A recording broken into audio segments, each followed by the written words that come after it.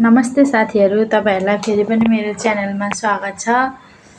आज चाहिँ हाम्रो बिहे गरेको दिन एनिभर्सरी छ अनि मेरो श्रीमानलाई चाहिँ थाहा छैन एनिभर्सरी हो भनेर। अस्ति नै त सम्झिदै थियौं, अहिले एकदम यहाँनेर हाम्रो पल्टनमा ट्रेनिङको लागि कता कता कुदाइराखेको छ। जहाँ पाकिस्तानीले त्यो जम्मू काश्मीरमा हमला गरेदेखि हाम्रो पल्टनमा पनि सबै इन्डियाभरि सबै पल्टनहरुमा तालिम दिइराखेको छ। एकदम कडा बनाएको छ अहिले ड्युटी। राति दिउँसो बिहान एकछिन खाना खाना पनि आउन भ्याउनुहुन्न।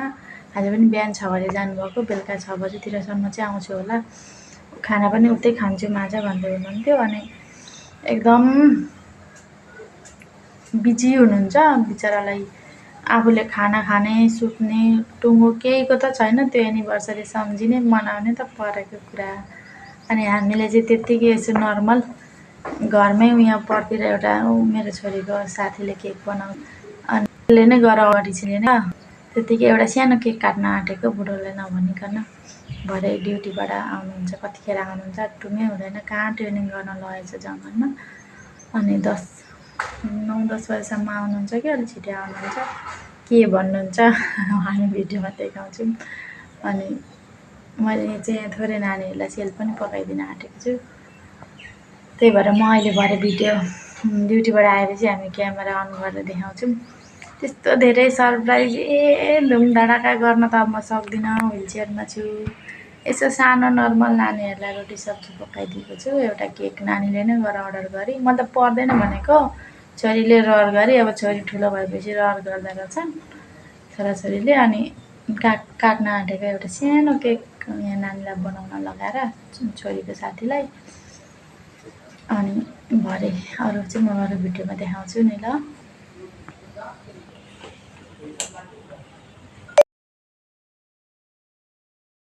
चाहिँ अघि नै पिठो भिजाएर राखेको छु। चामलको पिठो, सुजी, घिउ, मैदा, चिनी सबै थोक लगाएर तातो पानीमा भिजाएर राखेको। लगभग 3 घण्टा जस्तो भयो। अब चाहिँ सेलरोटी पकाइदिनु पर्यो।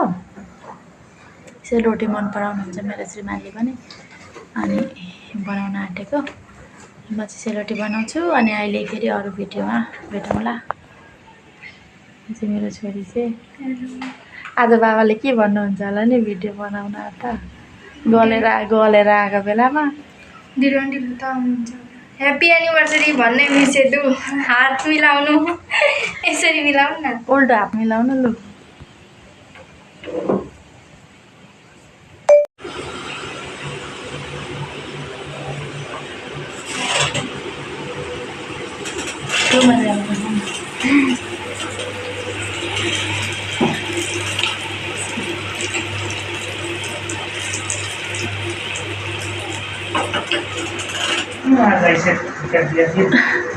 क्या अरे हामीले खाना भन्ने के लाउनु भएको त्यो घाँटीमा?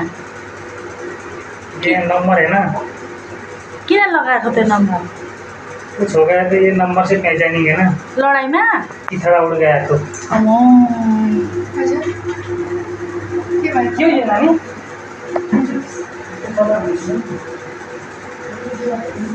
आज किन यति राम्रो भएका भन्नुहुन्छ? रोटी खान मन लागेको छैन बाबा? केटाकेटीले रोटी खान्छन् अरे कि अनि बनाइदिएको हौ।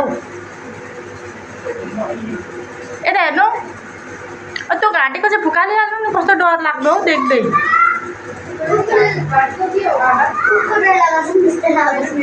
छि लडाइँमा जाँदाखेरि अब मान्छे चिन्ने नम्बर अरे। अमौ छ्याउ के भन्नुहुन्छ?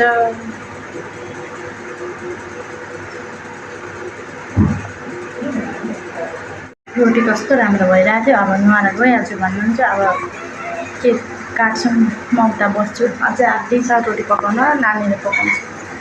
यस्तो पकाइराख्नु जस्तो मजाको नरम राम्रो भइरहेको थियो रोटी।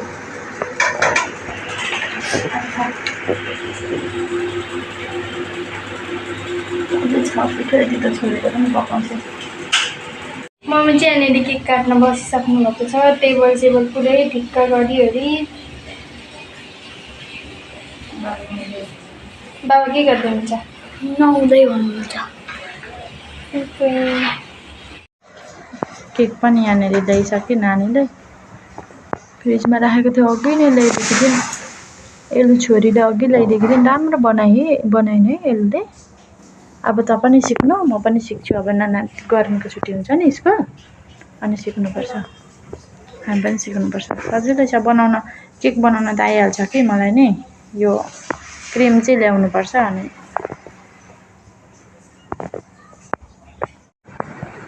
अरे अझ नुहाइसकेर आउनुहुन्छ क्या अनि बाबाले के भन्नुहुन्छ अरे यो के गरेका तिमीहरू के को ढर्छ यो नाटक भन्नुहुन्छ नुहाउँदै हुनुहुन्छ कस्तो कम्ब्याट ड्रेसमै काट्न मन लागेको थियो त्यो जङ्गलमा मैला बनाएर आउनुभयो होला ट्रेनिङमा बिस्तारै सुन्दै हुनुहुन्छ अनि त्यो ड्रेस फेरेर अर्को नुहाउँदै हुनुहुन्छ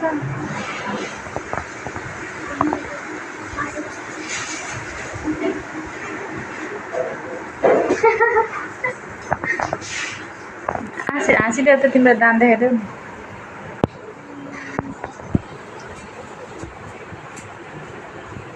डराउँछ उसलाई चाहिँ तानेर भिडियो हालेर जसरी तानेर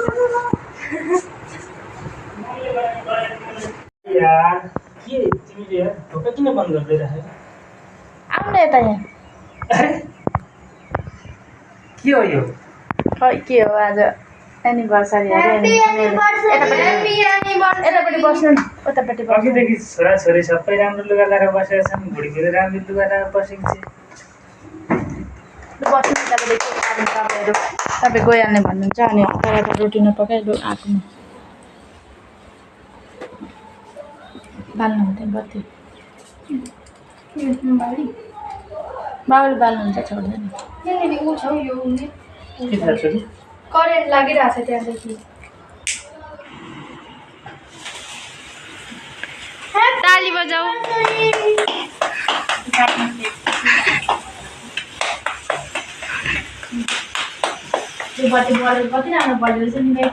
निभाउनु न फु गरेर विस माग्नु न दुईजनै मागेर ए ताली बजा न हौ भाइ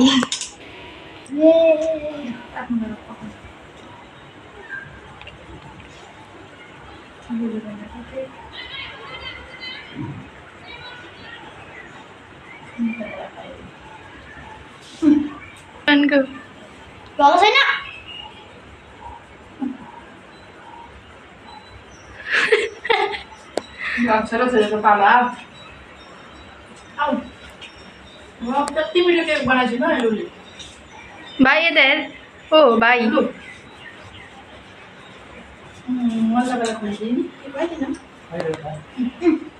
भाइ आइदिनु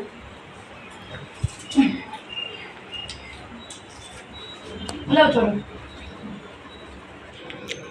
मलाई खुवाइदिन्छु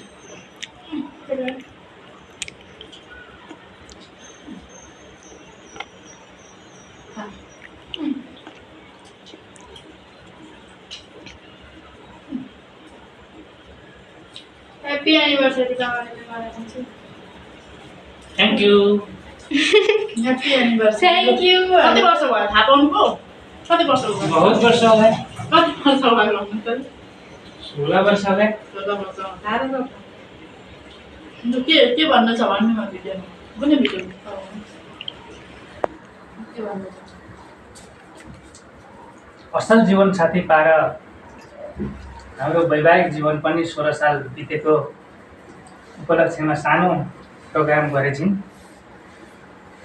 त्यसले गर्दा अर्धाङ्गिनीलाई धेरै धेरै बधाई दिन चाहन्छु असल जीवन साथी पाइयो भने जिन्दगीको बाटाहरू सहज हुँदै जाँदा रहेछन् र सबैले यस्तै असल जीवन साथी पाउन् भन्ने शुभकामना दिँदै हामी अब खान्छौँ खाना रोटी सब्जी हाँस्नु त मम्मी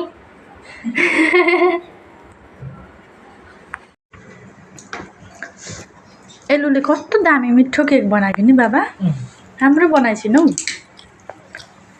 म पनि सिकाइदिनु कस्तो मिठो छ हौ भित्र बनिनु अब चाहिँ अरूले यहाँनिर न्युसिया लाइनमा बर्थडे अलिक केक देऊ न बाबालाई अलिक बर्थडे एनिभर्सरी गर्दा केक एलुलाई नै भन्दा नि हुने रहेछ है कम्ती दामी बनाइनु चाहिँ र सन्जो फेरि सब्जी राजमा र आलुको अनि रोटी आधी पनि मजाले पकाएको छैन रोटी अझै छ पकाउनलाई अब बुने पका म ओछ्यानमा सरिहालेँ व्हिलचेयरमा निक्लिन फेरि यहाँ राख लु भाइलाई पनि ल्याऊ तिमीलाई पनि ल्याऊ रोटी चाहिँ आज तपाईँले भने जस्तो भयो कि भएन बाबा बढिया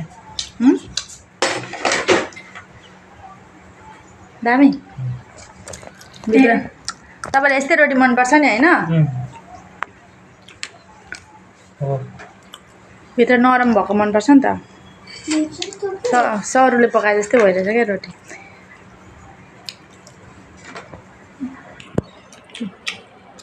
आजको एनिभर्सरी पनि सक्यो 15 वर्ष पुरा भएर 16 वर्ष लाग्यो तर एनिभर्सरी त मलाई अनि भित्र टेन्सन यो कहिले शान्त हुन्छ यो पाकिस्तानको माहौल अनि मात्रै आनन्द हुन्छ हौ लडाइँमा त लाँदैन नि बा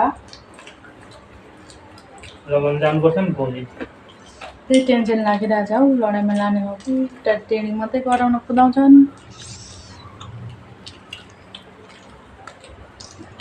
लु यस्तै भयो हाम्रो एनिभर्सरी यता भित्तामा बेलुन सेलुन पनि लगाउनु भनेको बेलुनै पाइएन दोकानमा त्यो अनि बेलुका गएको भने चाहिँ पाउँछ अनि हामीले मम्मी अलिकति दिनमै काट्यौँ नि के अनि बाबा गइहाल्ने अरे अनि ड्युटी फेरि अनि नकाटेर के गर्नु भरे फेरि कति पछि आउँदा नानी भाइ पाउँछ लु आज हामीले कति छिटो भन्दा पनि कति छ भन्दा आँटिहाल्यो होला एनिभर्सरी पनि मनाइयो पहिलोचोटि 15 वर्षमा मनाइयो 30 वर्षमा अब 20-25 अझै मनाउन पाइयो बाँच्छु भने त राम्रो बिरामी अवस्था यस्तो छ के पुस्नु के 15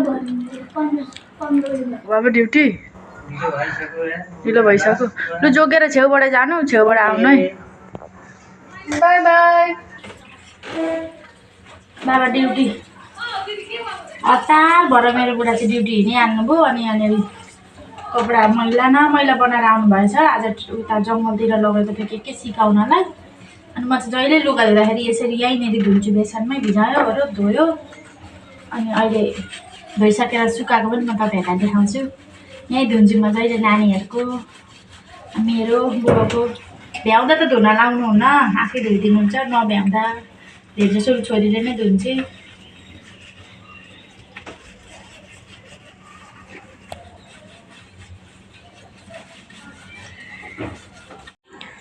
म दोकान गएर आएको मम्मी चाहिँ लुगा धोइसक्नु भएको रहेछ अब मम्मी यहाँ लुगा मजाले निचारेर आफ्नो सलमाथि राख्नुहुन्छ अनि हुल्चेर गुड्काउँदै निक्लेर सुकाउनुहुन्छ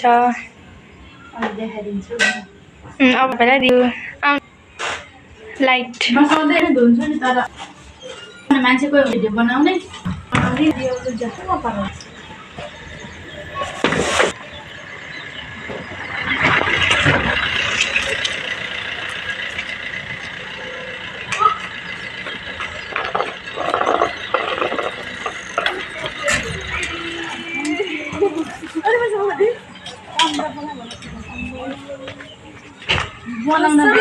एउटै मान्छे यत्रो वर्ष बस्नु सक्नुहुँदैछ अरे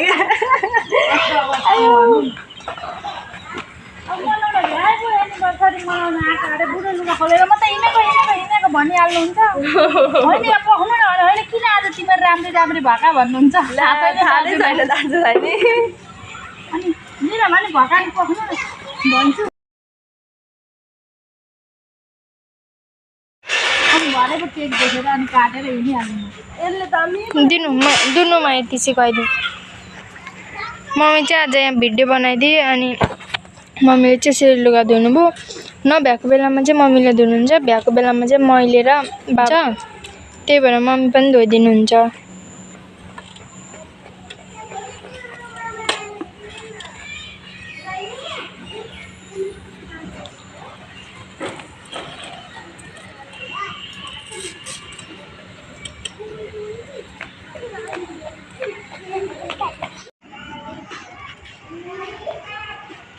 मम्मी यता हेर्नु त अब कता जाने एक चक्कर सुक्दैन हौ भोलि बिहान बाबाको यही ड्रेस लाएर जानुपर्ने अरे सुक्छ माथि धोइसक्नु भयो अझ सबै आर्मी अङ्कलहरू चाहिँ जानुभएको ट्रेनिङको लागि जङ्गल, त्यही भएर सबैजनाको लुगा धोएको छ। ऊ माथि पनि धोएर सुकाइदिइसक्नुभयो लुगा। यो मुनिको चाहिँ हाम्रो क्वार्टर हो होइन मम्मी? मुनिको हाम्रो हो नि। मुनिको हाम्रो चिन्दिनँ आफ्नो कता भोलि बिहान लुगा सुक्छ कि सुक्दैन। माथि त अघि धुनु भएछ, हामी त के काट्दा काट्दै ढिलो पनि सुक्छ होला। हामी चाहिँ एक जग्गा डुलेर आउने, छोरीले मलाई डुलाउँछिन् अरे। साँझ त गीत गाउँदैछ नि, मकैबारी हरिया काँक्रा करेन गाना भिडियो पनि गाउँदिनँ। के राम्री जन्मायो मेरी आमा धन्यवाद भन्दै गाउँथिस् त गाना। अरू बेला त गाई गर्छस् त लुगा त हरिया काँक्रा करेन भन्नु।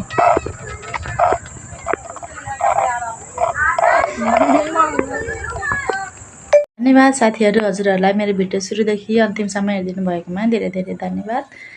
भिडियोलाई लाइक सेयर एन्ड सब्सक्राइब गरिदिनु होला। फेरि अर्को भिडियोमा भेटौँला। भिडियो धेरै लामो भयो। हुन्छ, बाई।